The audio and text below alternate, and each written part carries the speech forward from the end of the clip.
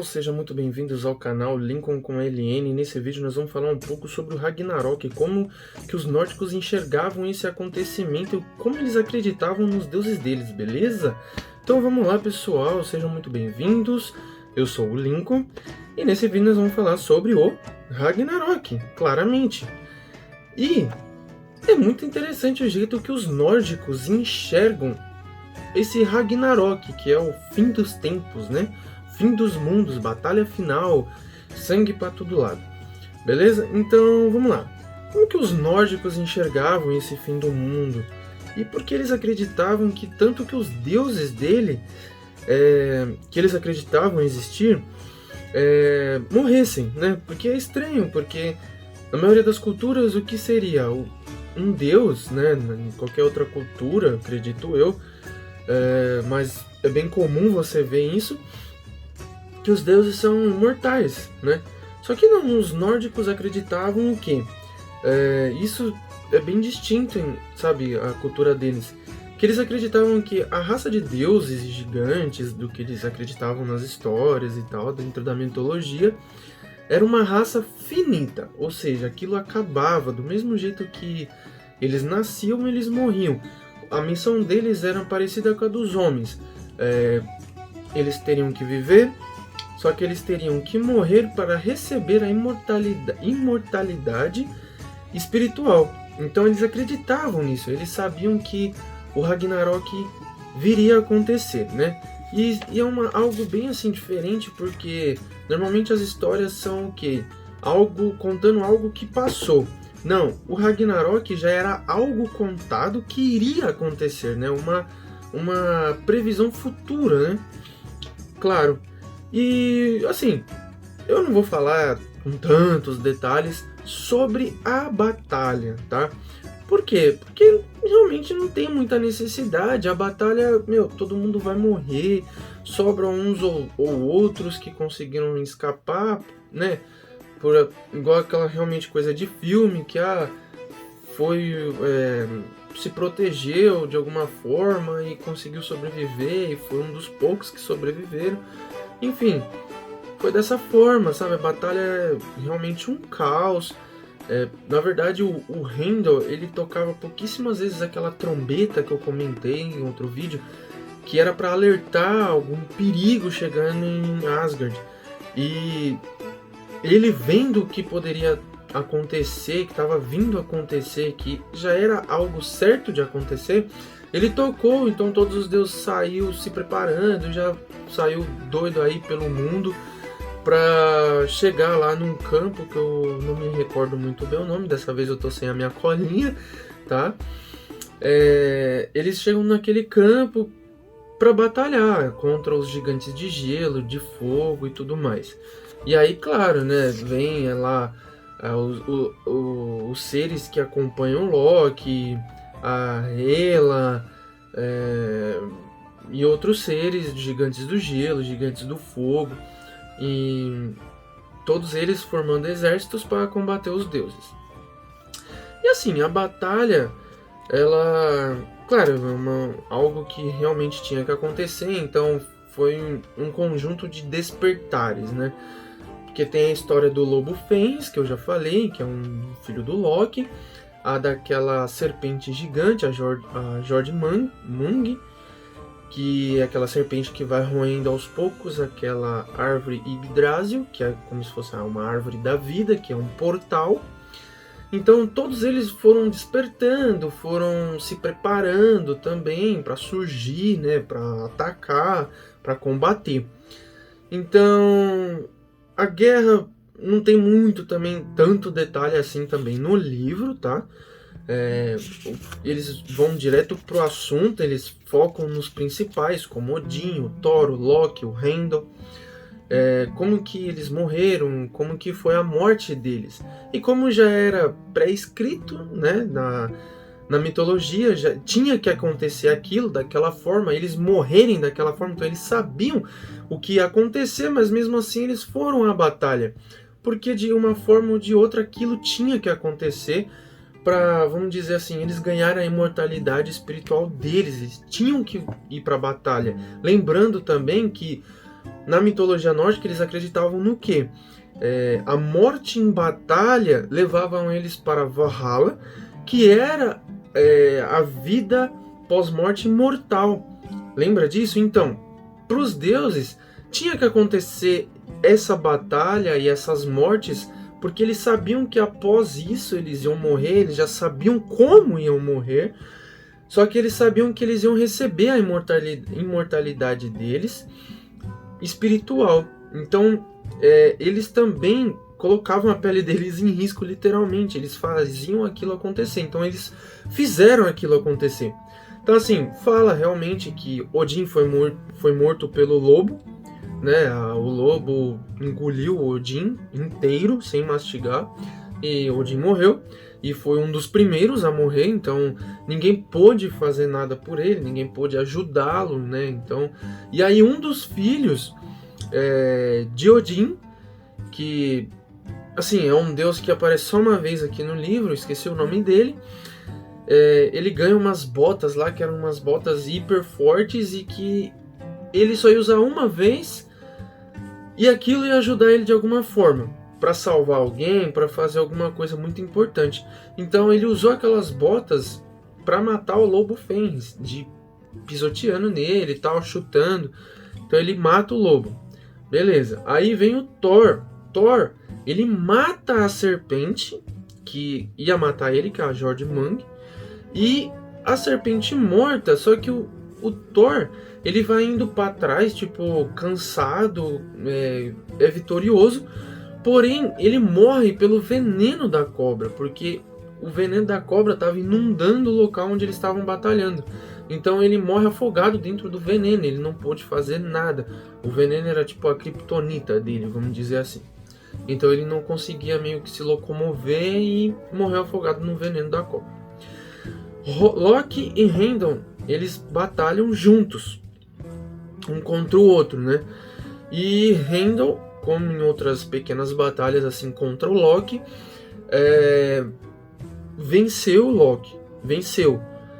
Só que alguns minutos depois ele também morre, mas não porque ele morre porque alguém matou ele, não, foi por causa do conflito entre os dois. Eles foram muito golpearam muito entre eles, só que Heimdall viu primeiro o Loki morrer e depois morreu, tipo, porque estava muito ferido também, morreu ali no campo de batalha. Não comenta na verdade não comenta nada sobre Hela. Só fala do exército dela que foi pra batalha e tal. Mas apesar dela ser a deusa da morte, não fala nada quem ela matou. É bem estranho assim, sabe? Porque aí tem uma tribo aqui de gigante que, por exemplo, ele meio que foi pra se matar, porque era o gigante de fogo. Ele usou todo o reino de Hela, que era o submundo, ou seja, estava por debaixo da terra no mundo inteiro, para atear fogo, para matar todo mundo mesmo. E aí chega nesse ponto da batalha que esse gigante vai lá e coloca fogo em todo o reino de Hela e faz pegar fogo a Yggdrasil, a árvore. Então tudo vai virando cinzas, inclusive como era um portal entre terra e os outros mundos, né? Mais pra frente até que eu falei que era só Asgard e a Terra, mas também eles começaram a abrir portais em outros mundos parecido com Terra, tal, eles também chamavam de Terra. E aí todos esses outros mundos viraram cinza, inclusive a Terra e tudo que havia nela. Ou seja, aí foi a morte de todos os deuses, todos os gigantes em batalha. Porém, claro, relata aqui um filho do Sol, filho da Lua, que também, assim, o Sol e a Lua foram mortos por lobos, né? Tipo, se eu não me engano, eram os filhos de Fenris, e foram atrás da Lua e do Sol e mataram ele, devoraram.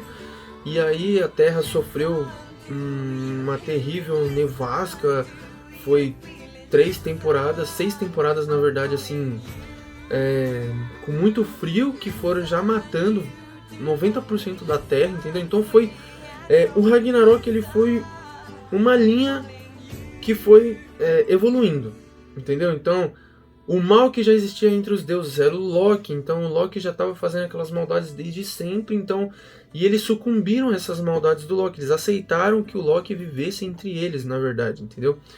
E perdoava tudo que o Loki fazia. Então, assim, isso foi tudo aquele, o mal do mundo, tipo o Apocalipse na Bíblia cristã, né? Já era algo que já estava acontecendo há um tempo sem que ninguém percebesse até que realmente aconteceu. E aí isso eles chamaram de Ragnarok. Então foi uma linha evolutiva de acontecimentos. Então chegou num ponto que, bom, voltando, esse ponto de cinzas, tudo foi queimado, tudo acabou e, putz, não tinha mais nada. E aí, de repente, quem sobreviveu foram o Filho do Sol, e se eu não me engano, aqui eu tô com o livro aberto, assim, tentando procurar o outro nome, mas eu lembro que era Filha do Sol, mas teve um outro filho de Deus, de um deus lá, que sobreviveram. E aí, claro, eles voltaram a Asgard e foram ver como que estava destruído, e realmente estava tudo em chamas, tudo cinzas. Porém, eles avistaram uma luz diferente, nossa, muito alto, muito longe. E eles foram ao encontro dessa luz para ver o que era, porque era diferente, estava luminoso, era algo bonito, né, de se ver. Quando eles chegaram próximo, viram que era um dos palácios de Odin, que não foi por ele estar tão distante, tão alto, que era onde praticamente, se eu não me engano, era o principal dele, onde ele ficava e olhava o mundo. Então não foi atingido pelas chamas. Então lá eles foram reconstruindo todo o planeta, né? Todo Asgard e assim, aquelas cidades em volta. E eles também voltaram para a Terra para reflorestar, trazer a população de volta à vida, entendeu? Então eles reconstruíram o mundo, tipo um pós-apocalíptico, um pós-Big Bang, sabe, que foi evoluindo novamente. Eles criaram de novo 2 humanos e começou tudo de novo, né? Só que aí acabou por aí. Eles deixaram tudo lindo, maravilhoso, deixou tudo bonito, tudo feito, e aí acaba essa parte de deuses e gigantes, né? Aí não tem mais vestígios do antigo, somente do novo, porque esses filhos, eles eram tipo, tinham 2 anos e foram escondidos num local onde não poderiam ser encontrados nem atingidos pela destruição pelos seus pais, então é por isso que eles viveram. Então, como deuses não precisa de comida, então eles não sofreram com isso até chegarem numa idade, até eles voltarem para Asgard, que eu já falei. Então, assim, eles reconstruíram do jeito deles e eram só deuses. Um detalhe muito importante que acabei de lembrar. Um dos motivos que eles consideraram o mal que tinha que acontecer era o porquê. Deuses, na verdade, também era uma mistura de gigantes, então, que eram considerados o germe do universo na história dos nórdicos. Então, tinha que acabar com todo esse mal na Terra.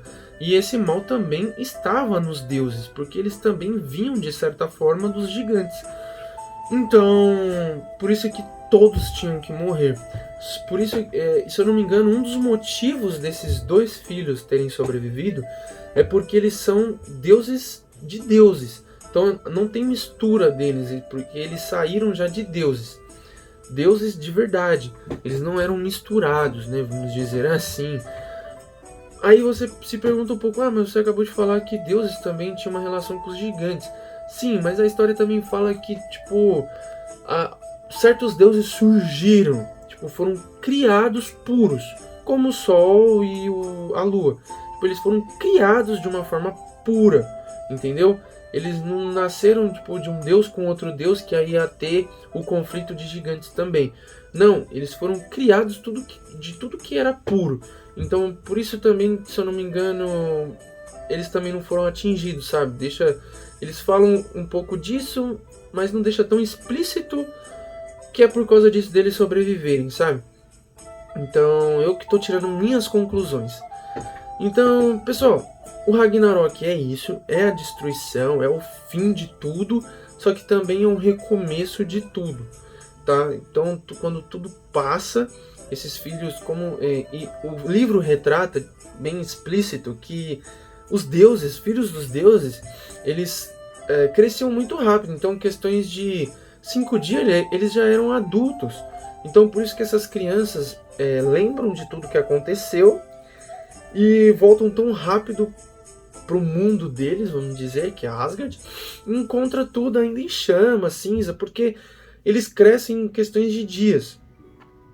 Então, por isso que acontece isso, eles têm muita sabedoria, eles sabem, vamos dizer assim, eles têm um propósito já de vida pré-determinado. Então, eles já sabiam o que eles tinham que fazer, reconstruir planetas, popular a Terra de novo.